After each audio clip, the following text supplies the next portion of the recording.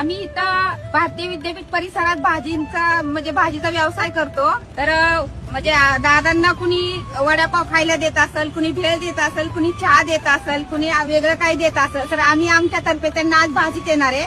तर त्यांनी ही भाजी घेऊन उद्या सकाळी त्यांनी बनवून खावावी अशी आमची इच्छा आहे.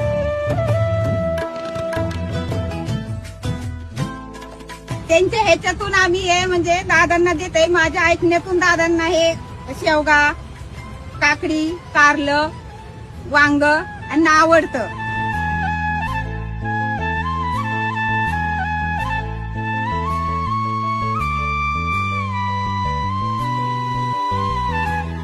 दादांसाठी दादांना आवडती ना म्हणून. आणि आम्ही बारामतीचेच आहे.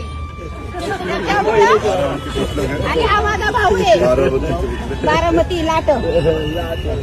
आणि ही भाजी तुम्हाला आवडते आम्हाला असं कळतं बोलण्यातून, त्याच्यामुळे तुम्ही बनवून खा.